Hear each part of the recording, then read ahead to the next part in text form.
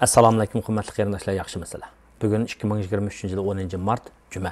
Oldi bilan so'zimni juma kuningizga muborak bo'lsin deyish bilan boshlayman. Bugun men asosli qilmandaq ikki tema to'g'risida to'xtalib o'tmoqchi.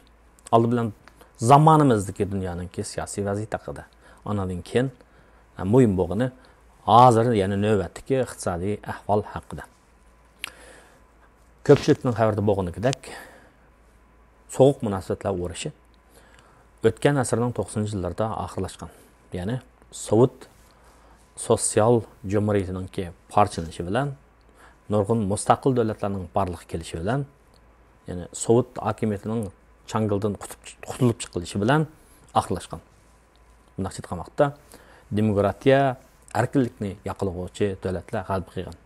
Hala ardın 30 yıl vaqt o'tgan bugungi kunda Putinga o'xshash Rossiyaning tushini ko'rdigan, Stalinga cho'qindigan kishininki imperialistik, ya'ni jahongirlarcha xiyoli bilan o'zining atrofidagi davlatlarga, ya'ni Ukrainaga hujum qilish bilan bu Yevropada boshlangan urush yuz berishga boshlangan, biqqa chiqayotgan soğuk munosabatlarni 21-asrdagi soğuk munosabatlar urushininki uchqunlarini bunday aytgan vaqtda yong'inga aylantirib o'tdi. Shuning bilan hozirgi dunyoning vaziyatida xuddi 2-dunyo urushining harbsidagi ittifoqlash kuchlar bilan o'q markazi kuchlar, ya'ni Italiya, German fashistlari, Yapon militarchilari bular bir kuch. Anadan keyin Amerikani, Angliyani va shu chaqda uning ittifoqdosh bo'lgan Sovet kommunistlarini, qatorliqlarni ikki safga ayirgan o'xshash, hozirmi shundaq bir ahvol ko'rilyapti. Ya'ni hokim mutlaq kuchlar bilan, mustabid kuchlar bilan demokratik kuchlarning o'tirisidagi istutaklik va istutaksiz urush hozir bag'ansira kuchayib menyapti. Bu ishlarning qanday bo'lishi, bu xil darajadan tashqari kuchlarning o'tirishga munosabatning qanday bo'lishi, Yevropadagi urushning qachon oxirlashi, qanday shakldagi oxirlashi dunyoning siyosiy vaziyatiga ta'sir ko'rsatadi albatta. Nurg'un xalqlarning taqdiriga ham ta'sir ko'rsatadi ham albatta. Biroq ishlar qanday oxirlashidi, qanday shaklda oxirlashidi, kimlar qanday oqibatga duchor bo'ladi, uningga hozircha bir nima demak ta'sir. Ammo tarixning bizga qoldirgan ko'rsatmalar, ya'ni tarixiy izlardan qaragan vaqtda zulm sog'uvchining, tajovuzchining aman mag'lub bo'ladiganligi bu aniq.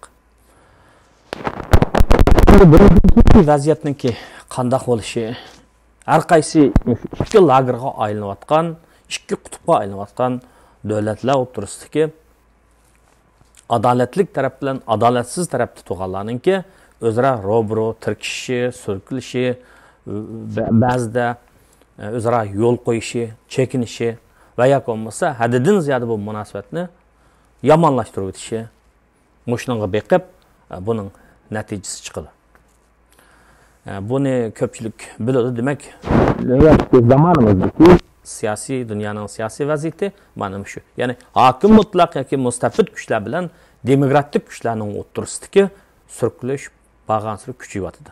Bu siyosiy jihatda dunyoning siyosiy vaziyatida muloyiza xarakterli so'zlab qo'ydigan fikrlar. Endi iqtisodiy masalaga kelsak, vaboning ta'siri, urush, ta'minlash zanjiridagi uzukchilik degandek nurg'un narsalar davlatlarning, dunyoning iqtisodiga og'ir ta'sir ko'rsatdi. Shuning bilan iqtisodiy taraqqiy qilayotgan yoki ojiz davlatlarda nomrodlik nihoyatda yetib ketdi. Iqtisodiy taraqqiy qilgan davlatlar yoki taraqqiy qilayotgan davlatlar bular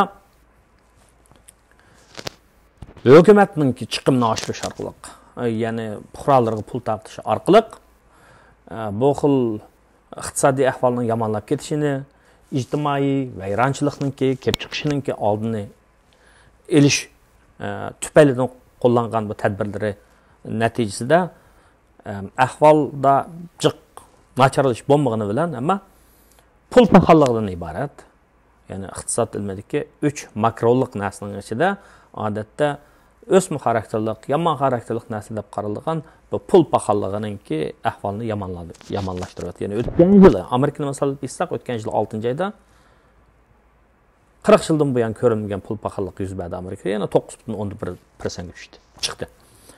O'tgan yildan tortib hozir qadar bu jarayonda Amerikaning Markaziy bankisi 8% 8 qitim pul o'simni o'staganligi uchun bu o'simni o'staganlik deganlik nihoyat tez suratda ketayotgan mashinaning miynaslitish yoki tormoz tutish degan gap. Mana shuning natijasida hozir pul paxalligi o'tgan yil birinchi oyda 6.14% ga tushdi. Yangi pul paxalligi haqidagi ma'lumot pat yaqinda chiqdi. Amerika iqtisodida ishsizlik nisbati 3.14%ga tushib, 50 yil ichidagi eng tuvan nuqtaga tushgan. Tabiiy ishsizlikqa yaqinlashgan gap. Tabiiy ishsizlik nisbatiga yaqinlashgan gap. Ammo shu bir necha kunning ichida chiqqan ish qurilishi, ishsizlik haqidagi ma'lumot ishsizlik nisbatining 3.14% dan 3.16% ko'tarilganligini da'vat qildi. Ya'ni bu nima desa? Yangi tuvan. Ammo ikkinchi oyda 311 ming odam xizmat tepdi Amerikada. Iqtisodshunoslar 202 ming odam xizmat tepdi deb faraz qildi ekan, 311 ming, ya'ni Allohning kutgandimi jiqroq odam xizmat tepdi. Bu nimani tushuntirdi desa? Amerikaning emgak bozorida ishga o'rilishi fursati yuqori, yaxshi degan gap. Unda bo'lsa, ish fursati har bir xizmatga, har bir odam uchun emgak qilish iqtidoriga har bir odam uchun taxminan 2 xizmat ochiq deydi Amerikadacha. Biz odatda emgakchilar deganimizda 16 yosh bilan 65 yosh atrofidagi xizmat qilish iqtidoriga, ya'ni jismoniy, aqliy jihatdan quvvati bor, xizmat qila oladigan odamlarni ko'rsatamiz. Bularning ichida masalan jazolanib ketgan odamlar bo'ldi, jazo muddati o'tayotgan odamlar bo'ldi, kasal odamlar bo'ldi. Bular emgak qilish fursatidan yoki emgak qilolmaydi. Emgak kuchining bir qismi hisoblanmaydi-da bular. Ammo shu odamlarning ichida shunday emgak qilish iqtidoriga ega odamlarning ish izlayotgan, ish xizmat qila oladigan odamlarning ichida 3.16% odamda xizmat yo'q deydi.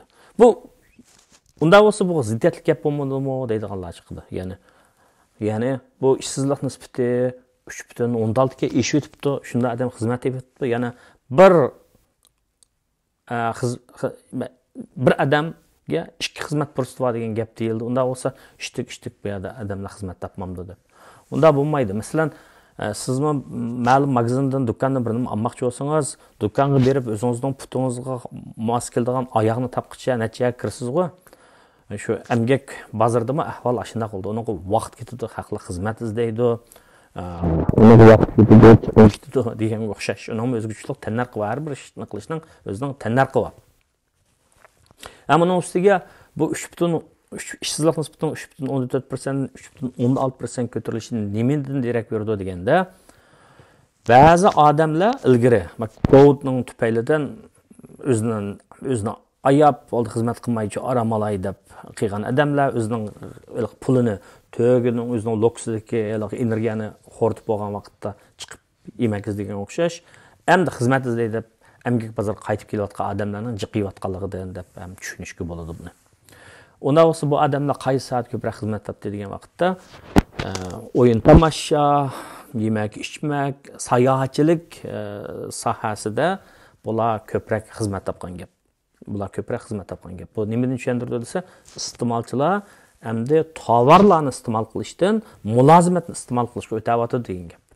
Aeroplan bilan, poyezd bilan u yerga boradigan, ko'radigan degan o'xshash. Shu sohalarda leisure, hospitality deb qo'yamiz. Mana shu sohalarda ish qurilayotgan odamlarning soni 2000 oldimizdagi 2-oyda ko'proq bo'lgan gap.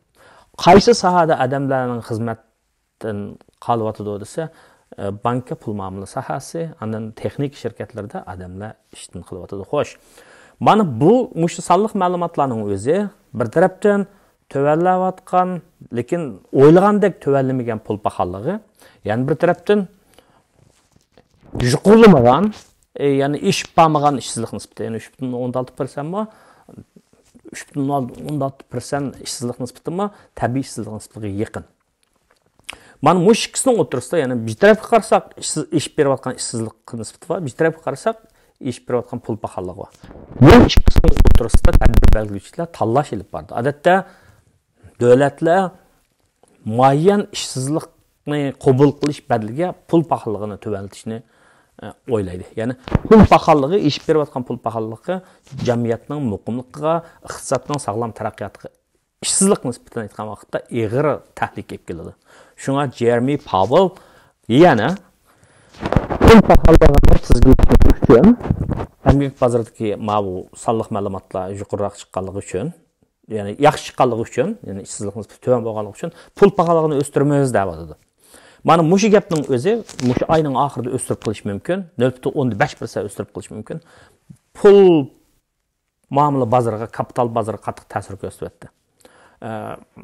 Yani paychiga bozorida cho'kish bo'ldi. Shuning bilan birlikda kripto bozoridami, shifrli pul bozoridami cho'kish bo'ldi. Asli kripto puli, ya'ni kripto pulning tunjisini, xuddi insonning tunjisi odam ata deganga o'xshash, kripto pulning tunjisi Bitcoin emasmi? Men pul muomalaga mablag' silish degan kitobimda yozdim. Bitcoin. Bu Bitcoinning maydonga kelishining tarixiy orif ko'rinishi 2008-yildagi Amerikada yuz bergan pul paxalligining tufaylidan kishi, bir turkum kishilar, noma'lum kishilar, ashundaq Satoshi Nakamoto degan o'xshash kishilar, bundaq markaziy hukumatlar pul taqasa, pul paxal qiladi ekan, xohlagancha pul taqitib, mana shu pul paxalligining oldini olish uchun bir kuch, markaziy kuch bo'lmagan odamlar o'zi tashkillanib qabul qilgan bir pulni barliq keltirmaymiz deb, shu Bitcoinni barliq keltirgan emasmi? Hala 14 yil ichida bu shifrli pullarning soni, kripto pullarning soni 23 mingga yaqinlashdi, ammo coin marketga qarasanglar 10 mingdak bozorga tushdi. Yani nurg'unlar yoshurun demakchi, yani ba demakchi-da. Aytaylik 1 milliondan 1 sent birisi 1 milliondan 1 sentga to'g'ri kelganligi uchun o tizimga tushmagan gap. Demak, bu shifrli pul bozori, shifrli pulning masalan Bitcoinning barliq kelishimi ashundaq bir maqsad bilan, ya'ni pul paxalligining taqobil turish uchun biz mushni yaratamiz deb yaratgani bilan hozir mana qaraydigan bo'lsak, shu muayyan kuchga keldimi desa, tas degandek kuchga kelmadi. Shunga Warren Buffettning do'sti, hamkori, bir mablag' soqchisi Charlie Munger kripto pul, shifrli pulning hammasiga umidsiz qarayapti. Buni qat'iy cheklash kerak deyapti. Menimcha qat'iy cheklab bo'lanmaydi, cheklamaydi. O bir yuzlanish. Hamda nurg'un kishilar, tijoratchilar, iste'molchilar, mablag' soqchilar, davlatlar, shirkatlar buni qabul qilgan sari, ya'ni pulning 3 funksiyasi emasmi? Almashtirishning vositasi, qimmatning saqlanish shakli deganga o'xshash. Bularni o'zida ba'zi pullar shakllantirdi, masalan Bitcoin herhalde shakllantirib bo'ldi. Chunki ba'zi odamlar uni to'lam sifatida qabul qilyapti. Ham ba'zi bir pullarni, shifrli pullardan kishilar muayyan odamlarning iste'mol ehtiyojini qondiradigan mandaq narsalarni qilyapti. Masalan, Solana'ni dedim, Solana shirkatining o'zguchilik bir product, ya'ni mahsulotni tayyor qilib yetibdi deb. Shunga buningga hamda Warren Buffettmi, buning do'sti Charlie Mungermi bu shifrli pulga nisbatan ayt umidsiz qaraygan. Chunki bular an'anaviy shaklda mablag' bozorida pul tepib ketgan milliarderlar bo'lganligi uchun-da. Shunga yangi nasl, yangi texnikaga nisbatan aytgan vaqtda bular shunday bir to'van bir ko'z qarashda bo'layotdi. Shifrli pulda qisilgan mablag' bir chaqda 4 trillionga yetgan, bir Italiyaninki milliy daromadiga yaqin. Hozir 1 trillionga uchib qoldi. Davomli davolishyotir. Nima pul muomala bozori mana mushundaq, ya'ni shifrli pulni o'sishgan pul muomala bozori davomli ta'rinib turdi. Mulklarninki, pul muomala mulklarining qiymati doim o'zgarib turdi, bahasi o'zgarib turdi. Satma saqlash, shu shirkat, shuni taqatgan shirkat vayron bo'lmasa, satma saqlash ziyon yo'q. Satsak ziyon bor. Ammo nimishqa ma'vu bir necha kun shu haftada pul paychiga bozorda cho'kish bo'ldi desa, nimada boshlandi? Silicon Valley, Santa Clara, Kaliforniyada CVB deydigan bir bank var ekan, Silicon Valley Bank deydigan Silicon jilg'isli bank. Bu Aşı yılgıda birisi Kaliforniyanın aşı yılgısı nahayeti yeni şirketler, yeni ideyalar barlık kıldığan yaş balla, iyilikleş ideyası adamda bir ideyalarla şirket başlaydıgan yerler. Bula aşında aşı banka, aşında yeni ideyası var adamdaki pul qaz verdiğin bank eken. Qarğan çağda bazıları sağan qazı, bəgən məbləği qaytıb kəmgə oxşaydı. Bu bankanın ahvalında xatar görülgənligi üçün ularning pay chekini taqtish, to'xtatib qo'yilgan deganlar bir xil panik deb qo'yamiz, bir xil cho'ch aloqazotlikni keltirib chiqargan gap jamiyatga. Shunga butun umumyuzlik deganda pay cheki, nima pul muomala sohalarininki, ya'ni banklarninki pay cheklarda ig'ir tushib olgan gap. 2018-yili iqtisodiy kriz, pul muomala krizi yuz bergan vaqtda öy elish iqtidori bo'lmagan odamdagi banklar takshunmayli qaz berib qo'yganligi uchun, ya'ni şoförlük genişkisine anmagan adamga şu rolunu tutquzib qo'ysa qanday oldu bir ya adam so'qib qo'ydi, ya daraxtni so'qib qo'ydi, ya o'zini so'qib qo'ydi. Ama şunun o'xshash ish bo'lganligi uchun shu vaqtda ba'zi banklar, Lehman Brothers o'xshash banklar vayron bo'lib ketgan. 100 necha yillik, 200 yillik tarix bor, banklar vayron bo'lib ketgan. Hozir Silicon Valley Bank'ninki da chadaqning chiqishi bank sohasiga umumyuzlik bir ta'sir ko'rsatib, ularning pay chekini tushiribdi. Albatta banklar bütün iqtisodiy faoliyatlar, iqtisodiy gavdalar bank bilan aloqa qildi. O'sha pulni bank qo'ydi, o'sha pulni banklarninki security banklar orqali security oladi. Ya'ni security degan kitobimda aksiya dedim-ku, aksiya oladi dedim. Ya'ni o pay cheki bo'lishi mumkin, zayin bo'lishi mumkin deganga o'xshash. Ma'lum qisqa muddatlik shunday bir xil aloqazotlikni cho'ktirib o'tganligi uchun kelib chiqayotgan pay cheki bozoridagi cho'kish ma'lum. Bu bir sabab. Ikkinchisi, ya'ni eng muhim sabab o'simni o'stirish. Markaziy bankning o'simni o'stiradiganligidan, jiqroq o'stiradiganligidan kelib chiqayotgan andisha. Bu pul muomala bozoriga ta'sir ko'rsatdi. Ya'ni shirkatlar tijoratni kengaytirayli degan, xizmatchilarni ish qilib, yangi mahsulot ishlab chiqarayli, yangi mulozimat barpo qilayli degan shirkatlar buni qilaydi deb damalıq pul yo'q, bu qanday odatda o'sim tuvan bo'lgan vaqtda qaziladi. Ba'zilardan azroq pul qazab turib, bir tijoratni ishiga silib olgandan keyin qaytarib turadigan ishlar bor. Banklarmi shunday. Ya'ni hayotdagi nurg'un prinsiplar ashuna kichik oddiy haqiqatlardan, ammo shularning har xil mazmunga kengaytirilib, ilib berilishidan bo'ladigan gap. Shunga mening bugun shu navbatdagi iqtisodiy vaziyat haqida kichkina so'zlab qo'yishimga sabab shu, chunki pay cheki olgan o'zi shaxsini o'zlarining pensiya pulini ba'zi shirkatlar boshqarib bersa, unga bizim qilolmaysizlarmi? O'zlari olgan, xususlar olgan pay cheki yo, shunaqa aksiya yo, mulklarninki bahosdagi to'valashning sabablari shu. Yani o'simni o'stiramiz deydigan ish, andan keyin oyatga urushning ta'siri, andan keyin o'simni o'stiramiz deydigan bu sababdanki asosliqi Amerikada masalan, buning asosiy sababi nima desa, emgak bozorga ahvol yaxshi. Men o'tganda bir qatim so'zlab o'tdim-ku deyman. Yangi Zelandiyalik bir iqtisodshunos bor, PW Philip deydigan. AW Philip deb qo'yamiz, mana Philipning agressivlik deb qo'yamiz. 70-yillar, o'tgan asrning 70-yillardan ait danliq bo'lgan. Bu kishi deydiki, ishsizlik nisbati bilan pul paxalligining o'rtasidagi munosabat ta'tir tanaslik munosabat deydi. Ya'ni ishsizlik oshgan vaqtda pul paxalligi tushadi, pul paxalligi oshgan vaqtda ishsizlik tushadi deydi. Ya'ni nima desa, pul paxalligining yuqori bo'lishi nima desa, tuvan ishsizlik nimadan derak berdi desa, emgak xizmat qilmaydigan odamlarning qisligidan derak berdi deydi. Nima bular qis desa, chunki bularni yuqori maosh berganligi uchun, shirkatlar, idoralar yuqori maosh berganligi uchun bularning ko'pinchisi xizmatga o'rilishib ketdi. Ammo yuqori maosh bu bahoni ko'tarib o'tadi, pul paxalligini keltirib chiqaradi deb qaraydi. Shunga davlatlar bu shu xil munosabatni, bu odamning shu xil sonliq ma'lumotlar orqali chiqargan yakun bu albatta. Ana shu odamningki shu ta'limoti bo'yicha pul ishsizlik ortib ketgan vaqtda hukumatning chiqimini oshirdi. Ya'ni kengayma pul siyosatini qo'llanib, pul paxalligini yuqori ko'tarish orqali ishsizlikni tuvallatdi. Andan pul paxalligi ishib ketgan vaqtda nima bo'ldi desa, pul paxalligi ishib ketgan taraytma pul siyosatini qo'llandi.